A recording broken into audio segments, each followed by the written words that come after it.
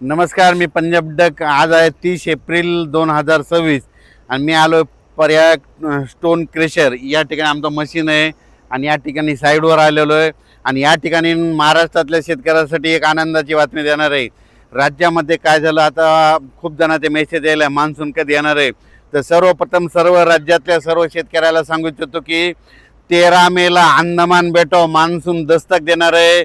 म्हणून ही सर्वप्रथम महाराष्ट्रातल्या शेतकऱ्यासाठी आनंदाची बातमी.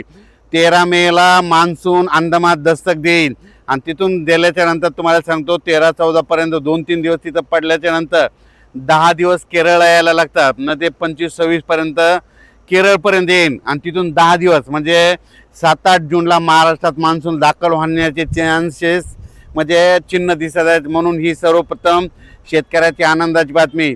दरवर्षीप्रमाणे यावर्षी जवळपास 8 दिवस पाऊस लवकर येत आहे. म्हणजे मान्सून अंदमान बेटामध्ये लवकर जवळपास 8 दिवस येत आहे. दरवर्षी मान्सून कसा असतो, कधी 20 मेला अंदमान बेटावर येतो, कधी 19 मेला येतो, कधी 21 मेला येतो, कधी 22 मेला येतो.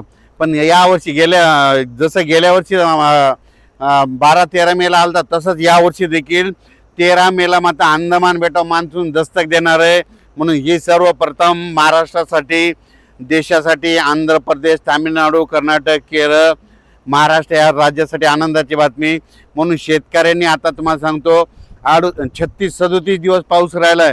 तुम्ही शेतीचे कामे करून घ्या, कारण की राज्यात मान्सूनसाठी म्हणजे अंदमान बेटावर बंगालच्या खाडीमध्ये चांगलं पोषक वातावरण तयार होत आहे.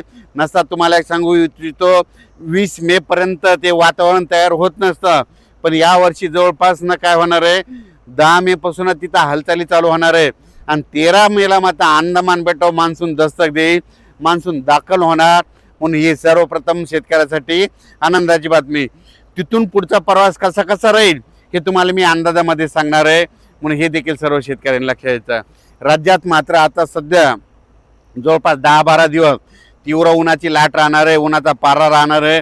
म्हणून शेतकऱ्यांनी स्वतःची काळजी घ्यायची, पाळीव प्राण्याची घ्यायची, पशुधनाची घ्यायची. म्हणून हे देखील सर्व शेतकऱ्यांनी लक्षात घ्यायचं. आणि त्याच्यानंतर एक महाराष्ट्रातल्या शेतकऱ्याला बरेच फोन आले, ऊस उत्पादक शेतकऱ्याचे फोन आले की अवकाळी एखादा मेमध्ये येणार आहे का. तर तुम्हाला सांगू इच्छितो मेमध्ये देखील काय होणार आहे, एक अवकाळी येणार आहे, पण ते काही भागातच पडणार आहे. 8-9 तारखेला जे पाऊस येईल ते काय होणार आहे, आदिलाबाद, नायगाव, नरसी, त्याच्यानंतर बिलोली, कंधार, लोहा, इकडं नळदुर्ग, इकडं सोलापूर ह्या पट्ट्यामध्ये काय होईल, 8-9 तारखेला एक अवकाळीचा पाऊस येणार आहे. म्हणून त्या शेतकऱ्यांनी लक्ष द्यायचं. त्याच्यानंतर तुम्हाला सांगू इच्छितो 12-13 दरम्यान देखील एक अवकाळी येणार आहे, पण ते काही भागातच पडणार आहे, सर्वदूर पडणार नाही. म्हणून हे देखील लक्षात येतं. पण राज्यात सगळ्यात महत्त्वाची म्हणजे आनंदाची बातमी, अभ्यास केल्याच्या अंती 13 मेला मात्र अंदमान बेटावर मान्सून दस्तक देणार आहे, दाखल होणार आहे. म्हणून हे लक्षात यायचं. तिथून 10-12 दिवस काय होतं, केरळ यायला लागतं आणि तिथून 5-6-8-9 दिवस लगेच आपल्या महाराष्ट्रामध्ये यायला लागतं. म्हणजे 7-8 जूनला महाराष्ट्रात पाऊस येण्याचे चिन्ह दिसत आहेत. म्हणून हे देखील लक्षात यायचं. आणखीन त्याच्यामध्ये बदल कसे होणार आहेत हे तुम्हाला दररोज 2-2 दिवसाला अपडेट दिला जाईल. म्हणून हे देखील सर्व शेतकऱ्यांना लक्षात यायचं. आणि या ठिकाणी पर्याय स्टोन क्रेशर हे इथं रेणाखेडीला या ठिकाणी आमची मशीन आहे.